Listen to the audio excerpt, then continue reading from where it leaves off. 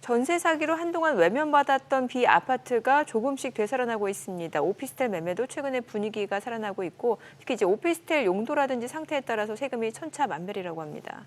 네, 오피스텔 투자에 관심이 있으신 분들을 위해 관련 세금 자세히 짚어보겠습니다. 김지연 세무사 자리했습니다. 어서 오세요. 어서 오세요. 네, 자 이제 오피스텔이라 오늘 좀 관심 있게 들으실 만한 시청자분들 많으실 것 같은데 네. 이거 한동안 이제 전세 사기 때문에 뭐 빌라 오피스텔 쪽에 좀 찬바람이 불었었고 그러게요. 좀처럼 이제 인기가 언제 살아나나 싶었는데 요즘 이제 살짝 오름세를 보인다고요? 가격이? 네, 이제 지난해 11월부터 네. 하락세를 기록하던 오피스텔 매매 가격 지수가 바닥을 다져서 9개월 만에 상승한 내역을 보실 수 있습니다. 이에 따라 오피스텔 월세 가격 지수와 수익률이 점점 높아지고 있는 상황입니다. 말씀 주신 대로 지난해 전세 사기 여파로 인해서 비아파트에 대한 투자 수요가 많이 줄어들었었습니다. 이러한 부분들이 투자 심리에도 많은 영향을 미쳤지만 적은 보증금으로 인해서 네. 다른 부동산에 대비한 안전성을 좀 확보를 하다 보니 오피스텔에 대한 투자 수요가 꾸준하게 증가하고 있다라고 보실 수 있을 것 같습니다. 사실 이제 오피스텔은 다른 부동산보다도 용도에 따라 염두에 둬야 될 사항들이 좀 많은 것 같은데 이 오피스텔이 뭐 주거용이냐 상업용이냐 이렇게 또 구분이 가능한 거잖아요. 네, 맞습니다. 오피스텔 같은 경우에는 공부상으로는 예. 사무실이지만 예. 실제 사용하는 사람이 주거용으로도 사용을 할 수 있기 때문에 그렇죠. 주거용으로 볼 거냐 아니면은 저희가 업무용으로 볼 거냐에 네. 대한 문제가 항상 가지고 있습니다. 바로 이 부분 때문에 용도가 매우 중요한데요. 조세심판원 사례를 보면 오피스텔은 상시 주거용이 아닌 업무용으로 사용한 오피스텔은 주택에 해당하지 않지만 상시 주거용으로 사용하는 오피스텔은 주택으로 본다. 네. 결국 실지를 어떻게 사용하고 있냐가 굉장히 중요한 용도 판단에 영향을 미친다라고 보시면 좋을 것 같습니다. 지금 이제 뭐 오피스텔 매매가 이제 조금 활기를 띠기 시작했다고 하셨는데 그렇다고 뭐 수익률이 다 좋은 건 아닌 것 같고요. 서울 한복판에서도 공실이 뭐 없지 않고 이 공실일 경우에는 용도를 어떻게 판단합니까? 실제로 앞서 말씀드린 것처럼 실제 사용하고 있는 사람이 어떻게 사용하고 있냐가 정해지면 너무 네. 명확합니다. 그러니까, 반면에 예. 지금 공실 예. 같은 경우에는 예. 실제 우리가 어떻게 볼 건지가 굉장히 복잡한 문제다라고 봐주시면 좋을 것 같아요. 먼저 과세관청의 집행 기준도 두 개로 나누어져 있습니다.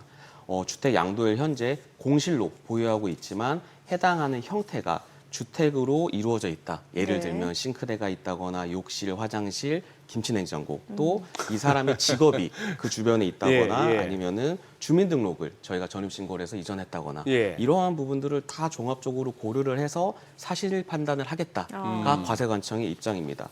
그러다 보니까 일반적으로 이 오피스텔을 외부에서 봤을 때는 네. 저희가 사무용인지 업무용인지 판단을 내리기가 굉장히 복잡한 그렇죠. 요소들이 있다. 사무용이 업무용 아닙니까? 네, 사무용이니 사무용과 주거용으로 그렇죠, 네, 그렇죠, 볼 수 그렇죠. 있냐가 굉장히 좀 복잡한 부분이다라고 보실 수 있습니다. 반면에 과세관청의 입장에서도 주거용으로 볼 수 없다, 업무용으로 보겠다 공실일 경우에 이러한 경우도 있기 때문에 결국 실제 내가 어떻게 사용을 했는지 또 네. 앞으로 어떻게 사용할 건지에 대한 부분이 판단이 많이 들어가야 되는 요소다라고 봐주시면 좋을 것 같습니다. 네, 이 말씀 주신 대로 이제 용도에 따라서 세금이 천차만별인 거잖아요. 뭐 주거용이냐 업무용이냐에 따라서요. 네, 예. 맞습니다. 어떻게 달라지는지 좀 알려주세요. 일반적으로 저희가 부동산을 취득하시게 되면 첫 번째 취득세가 네. 발생하게 됩니다.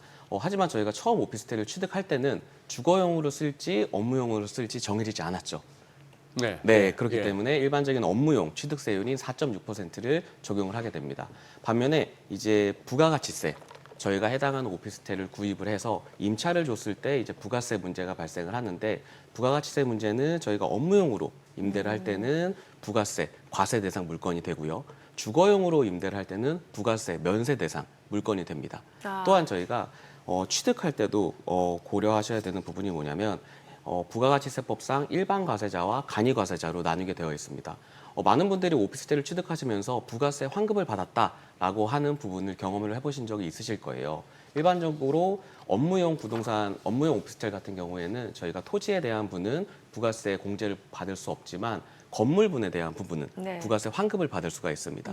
여기서 주의를 하셔야 되는 게 일반 과세자로 저희가 등록을 하게 되면 부가세 환급이 가능하지만 간이 과세자로 예. 등록을 하게 되면 부가세 환급을 받지를 못하는 경우들이 있습니다. 그래서 간이 과세자의 기준은 연간 임대료 기준 8천만 원 기준으로 가지고 있기 때문에 만약에 저희가 8천만 원 미만인 경우에는 국세청에서 권한으로 간이과세자로 전환을 시켜버리는 경우들도 있습니다. 그럴 때는 저희가 일반 과세자를 유지하기 위해서는 간이과세자를 포기하는 포기 신청서를 제출하시는 부분이 굉장히 중요합니다. 그러면 얼마 정도 세이브 됩니까? 그러면 건물분에 대한 전체 분양 금액의 10%를 환급받을 수 있는 부분입니다. 네. 그리고 이제 저희가 보유하시는 경우에 네. 일반적으로 저희가 재산세라든지 예. 종부세, 소득세를 납부를 하시게 될 텐데 이 세 가지의 경우에도 내가 업무용이냐 아니면 주거용이냐에 따라서 굉장히 많이 세율이 달라지게 됩니다. 재산세 같은 경우에는 저희가 일반적으로 매년 6월 1일자로 보유하신 분에게 부과하는 세금인데요. 업무용 같은 경우에는 건물분과 토지분으로 저희가 재산세를 납부하긴 하지만 네. 만약에 거주용이다라고 하면은 해당하는 부분들 또한 율이 조금 다르죠. 업무용 같은 경우에는 6억 1천만 원 이하는 1000분의 1, 그다음에 저희 사무용 같은 경우에는 1000분의 2 이런 식으로 또 과세 표준이 정해져 있고요. 그다음에 종합부동산세 이것 때문에 많은 분들이 좀 고민을 하시는 것 예. 같아요. 내가 만약에 오피스텔을 사서 주거용으로 임대를 주고 있다면 해당하는 부분 또한 종합부동산세에서 주택분으로 그렇죠. 합산이 되게 되어 있습니다. 주택분으로 합산이 되게 되면 단독 명의인 경우에는 12억 원까지만 공제되지만 네. 만약에 다주택자에 해당을 하시게 되면 9억 원까지만 공제가 되기 때문에 생각하지 못했던 종합부동산세 문제가 발생을 하실 수도 있습니다. 지금 세금 하면 아주 빨리빨리 캐치하는 우리 정민 앵커 보시기에 지금 저 업무용이 유리한 거예요? 거주용이 유리한 거예요? 세금 측면에서? 보통 업무용이 유리하다고 알고 있는데 맞나요? 근데 이게 실제로 업무용이냐 거주용이냐가 세금적으로 뭐가 유리하냐는 정말 개개인의 상황에 맞춰 좀 다른 것 같습니다. 예. 아, 만약에 그래요? 저희가 주거용으로 세를 네. 주고 있다라고 예. 하면은 실제 부가세 면세 된다고도 예. 말씀을 드렸고 또 해당하는 부분의 종합소득세에 대해서도 저희가 다주택자가 아닌 이상은 추가로 발생하는 세금이 없습니다. 반면에 저희가 업무용으로 사용을 한다라고 했을 때는 해당하는 부분에 대해서 또한 종합소득세까지 발생을 하게 되는 경우들이 있습니다. 결국 업무용으로 매월 임차료를 받는 부분에 대해서 해당하는 부분이 나의 다른 소득과 합산이 돼서 종합소득세를 납부를 하셔야 된다라고 하는 부분이 발생할 수 있습니다. 저 세금 관련해서 공부할 때마다 느끼는 게 네. 요 한 뭐 10여 분, 한 20분 가까운 요것만 갖고는 제대로 파악이 안 돼가지고 나중에 막상 닥치거나 네. 의사결정을 해서 이제 실행에 옮길 때는 이 부분을 다시 들여다봐야 될 것 같은데 네. 잘 안 돼서 예를 들어 김지연 세무사님 사무실에 가서 좀 상담을 한다. 네. 어느 정도 비용이 듭니까? 제 상담 비용이요? 예, 건마다, 네, 건마다 다르긴 하지만 네, 예. 일반적으로 세무사 사무실의 문턱은 굉장히 낮습니다. 그래서 그래요? 예, 언제든지 찾아오셔도 네, 어. 충실하게 저희가 상담을 드릴 수 있을 것 같습니다. 아니 뭐 변호사는 친구한테 뭐 이렇게 슬쩍 물어봤다가 진짜 고지서 날라오길래 네. 저는 따로 고지서를 친구, 보내드리진 친구 않겠습니다. 맞으세요? 친구가 아닌 것 같아요. 네, 이참에. 네, 지금 세금이 좀 복잡하다라고 말씀을 주셨는데 결국 여기서 이제 가장 우리의 크게 영향을 미치는 세금은 양도세입니다. 양도세. 그러니까요. 네. 근데 이게 그러니- 그 소형 오피스텔 있잖아요. 시가가 얼마 이하는 그게 부과가 안 되는 거 아니에요? 네, 맞습니다. 예. 이제 8월 8일의 예, 대책 예. 때문에 이제 그렇게 됐는데 음. 이제 그 이후에 저희가 취득하는 분에 대해서 아. 해당하는 부분이 포함이 되었고요. 네. 기존에 만약에 저희가 보유하고 있던 오피스텔이 네. 주거용으로 사용하고 있다, 혹은 네. 이제 전입한 사람이 있다라고 하시는 경우에는 해당하는 부분에 따라서 저희가 세금을 굉장히 많이 납부하실 수가 있습니다. 그러니까요. 일례로 저희 고객분들 중에서도 주택을 아파트를 비싼 아파트를 파셨는데 오피스텔을 가지고 계시다가 이 오피스텔이 주택으로 판정이 되어서 예. 해당하는 부분에 1가구 1주택 12억 공제를 예. 받으시지 못하고 또 장기 보유 공제도 해당하는 부분만큼 충분히 받지 못해서 세금을 생각보다 굉장히 많이 내신 분들도 계십니다. 예. 그래서 결국에는 항상 저도 말씀드리는 부분이 어떠한 물건지를 양도하시기 전에 꼭 내가 이거를 양도했을 때 세금이 얼마 나오는지를 먼저 확인을 하시고 계약서를 작성을 하시는 것을 추천드립니다. 그래요. 네. 예, 세금 얘기 제가 더 물어볼게요. 네, 그러면은 네. 더 하실 말씀. 예. 우선 앞서 말씀 주신 네. 8월 8일 날 네, 저희가 그- 이제 부동산 대책이 나왔습니다. 네, 네. 이 대책의 주요 내용은 뭐냐면 국민 주거 안정을 위해서 주택 공급을 확대하겠다라고 네. 하는 부분이 주요 골자입니다.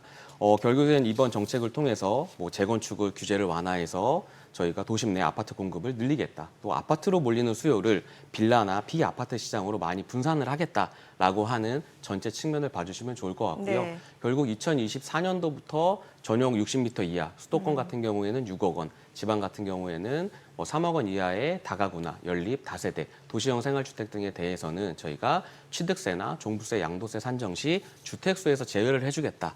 결국 이 말은 뭐냐면 예전처럼 투자 심리가 많이 활성화되어 있지 않으니 이러한 소형 네. 주거용 뭐 아파트라든지 연립에도 이러한 혜택을 주겠다라는 부분으로 봐주시면 좋을 것 같습니다.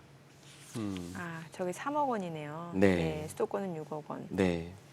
그럼 은퇴하신 분 중에 이제 오피스텔 투자하시는 분들이 있으신 것 같아요. 그러니까 네. 뭔가 아파트보다는 조금 저렴하게 구매가 가능하고 매매가 가능하고 이제 이게 오피스텔은 보통 임대 수익을 기대하시는 분들이 꽤 있는 것 같은데 네.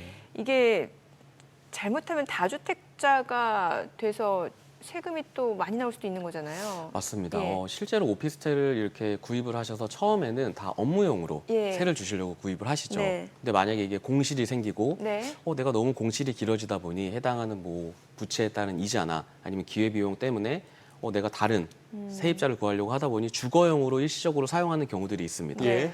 내가 원래 업무용으로 사용하고 있다가 주거용으로 사용을 했다라고 하면 결국에는 내가 다른 아파트를 팔 때의 주택수에 산입이 되게 되어 있는 부분인데요. 결국에는 이러한 부분들을 저희가 다양한 검토를 통해서 네. 내가 주택수에 산입을 하지 않기 위한 가장 좋은 방법은 업무용으로 세를 주시는 거죠. 근데 만약에 그럼에도 불구하고 주거용 오피스텔을 보유하고 계신다라고 했을 때 저희가 활용할 수 있는 방법은 바로 장기 민간주택 임대 사업자라는 부분입니다. 여기에서 많이들 헷갈리시는 게 뭐냐면 일반적으로 저희가 오피스텔을 구입하셨어요. 그러면 세무서에 사업자 등록을 신청을 하시게 됩니다. 네네. 네. 그러면 세무서에 사업자 등록증을 신청을 하시게 되면 이제 임대 사업자 등록증을 받으시게 되는 거예요. 예. 그걸 받으시고 나서 나는 이제 임대주택 사업자 등록을 했으니 이건 주택수에 해당이 되지 않을 거야. 라고 하고 넘어가시는 분들이 예. 있으세요. 근데 제가 지금 말씀드린 장기 민간주택 임대 사업자를 등록은 저희 지자체에서 받고 있습니다. 지자체에서. 네, 결국 국세청에 사업자 등록증을 하는 부분과 네. 더불어서 지자체에 가셔서 내가 이 해당하는 주택을 10년 장기 임대주택을 줄 거예요 라고 별도로 신청을 하셔야 해당하는 부분에 주택수 산입이 안 된다는 점 꼭 기억을 해주셨으면 좋을 것 같아요. 물론 이렇게 저희가 임대주택에 해당을 하게 되면은 주택수에도 산입이 되지 않고 여러 가지 혜택을 볼 수 있는 반면에 지켜야 되는 요건들이 굉장히 까다롭습니다. 10년간 저희가 임대를 줘야 되고요. 네. 그다음에 임대료를 올리는 상한도 5%의 정해져 기준을 있죠. 지켜야 예, 합니다. 예. 이러한 부분들이 만약에 저희가 지켜지지 않게 되면은 한 채당 3천만 원의 과태료를 납부를 하셔야 되는 부분들이 또 있기 때문에 민간 임대주택을 등록을 하실 때는 단순히 내가 주택수에 산입을 안 하기 위해서 하는 부분도 고려를 하셔야 되는 요소지만 결국에는 종합적으로 장기적으로 내가 이 해당하는 오피스텔을 어떻게 운영을 할 건지에 대한 부분들 또한 굉장히 검토가 필요한 요소라고 보실 수 있을 것 같습니다. 네.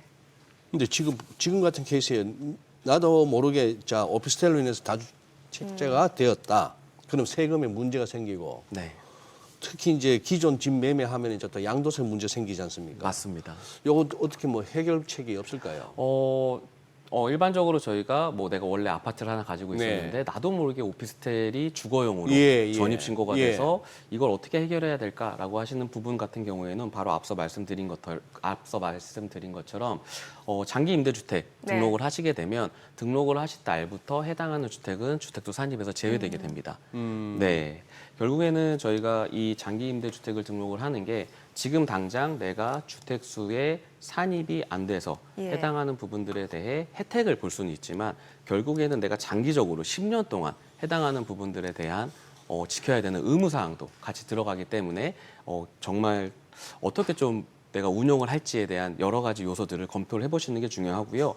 결국에는 저희가 아파트, 부동산을 매매를 하실 때 보셔야 되는 건 내가 실제로 이 물건지를 팔 때 얼마에 팔지를 꼭 부동산 분들하고만 상의를 하세요. 호가가 얼마예요? 우리 예, 옆집은 예, 얼마에 예. 내놨어요? 예. 이렇게만 상의를 하시는데 예. 그러실 부분이 아니라 물론 그것도 중요하죠. 그것도 중요하지만 결국에는 내가 이 아파트를 팔고 나서 내 손에 얼마가 남냐를 아하. 계산을 하실 때는 가장 크게 저희가 지출이 되는 비용이 세금입니다. 네. 결국 그 세금에 대한 부분을 고려하지 않으시고 계약서에 도장을 먼저 찍으시면 아하. 어떻게 할 수가 없는 거예요. 그러니까요. 네, 그래서 계약서를 항상 작성을 하시기 전에는 미리 세금에 대한 부분을 검토를 하시고 해당하는 부분에 대해서 그럼 내가 생각했던 것보다 조금 더 싸게 팔아도 되는 건지 아니면 내가 세금을 고려해봤더니 네. 나는 그래도 주변 사람들의 호가보다는 조금 더 많이 높게 팔아야 되는 부분들인 건지를 좀 호가를 산정을 하실 때도 좀 이러한 부분들을 저는 검토를 해보시길 추천드리고 있습니다. 네, 알겠습니다. 오늘 내용 잘 들었습니다. 네, 고맙습니다. 고맙습니다. 네, 감사합니다.